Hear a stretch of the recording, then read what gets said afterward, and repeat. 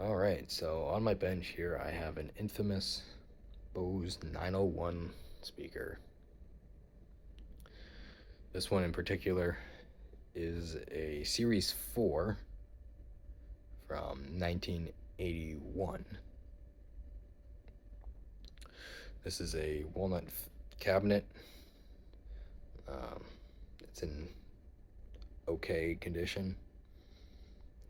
I mean, you can clean it up, it'll look acceptable, but there are some scratches and some water stains from previous encounters this has had. Alright, so being that this speaker is about 40 years old, the foam on the original drivers was completely rotten out. I bought them knowing that, and wanted to try refoaming on them. That's quite the endeavor to start on, as these are 18 total drivers to work with, and yeah, your success may vary. I had about probably 80% chance results on there, and some did turn out great, others not so much, as it is a little bit difficult trying to align the cone and not cause scratching. Good way to tell if it does is that to tap on each side of the driver, and if you feel any resistance or scratching, then you know you've messed up. Alright, so as we're looking at it here, this is the original stock driver that was in one of these cabinets here. This is the blue cone foam surround 1 ohm driver that started it all. And yeah, it's a fair driver. Pretty flat until 6,000 hertz, which they scream. So that's why they needed their active equalizer, as stated on the nameplate here. So, being that most were all good, and a few were a little scratchy and wanted to either replace the drivers with the Parts Express ones, which are about $35 to $40 a piece, because and of course if you buy their bulk, if you buy 19 and more, then you get the slight discount. But knowing that if you have to buy all 18, that's a lot of money, I didn't want to do that. So I was either going to do that or try something different. And try something different I did. What we got in the front, I essentially have a 101 music monitor driver with its crossover installed in the front chamber here. So the way these works is that there's quadrants, basically 4 on the top, 4 on the bottom here. The middle is split completely down the center, and then you have these port flares that go all the way to the back. I tape these off just to, probably minimize refraction and just whatever.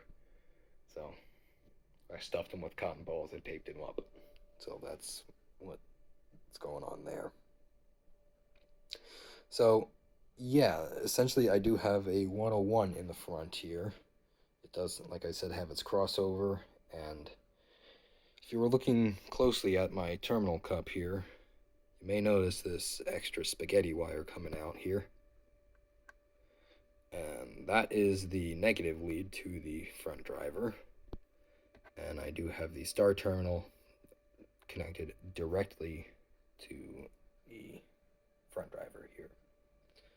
So what I'm going to do essentially is have this biamped, have the back all as one unit, have the front as another, and mix that accordingly with mid-range and high-end coming through the front mostly, and full-range sound out the back. So I think that covers most of the front here. Now for the back.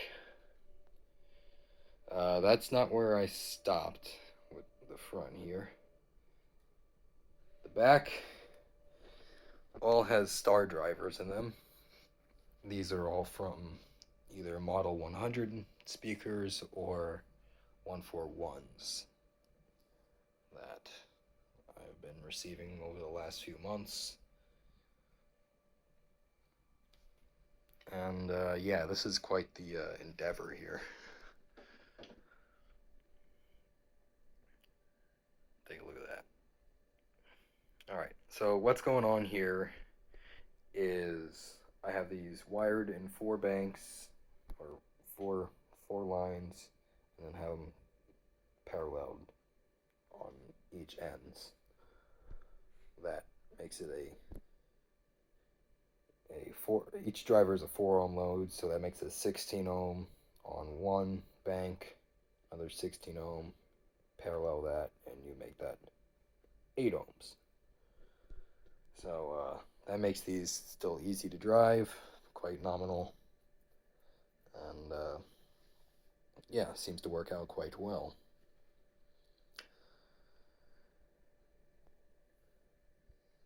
Now, I wanted to use these star drivers as opposed to the stock drivers. I just wanted to see what they sounded like in one of these cabinets. And the other one on my bench here, I am just waiting for the last 2 to come.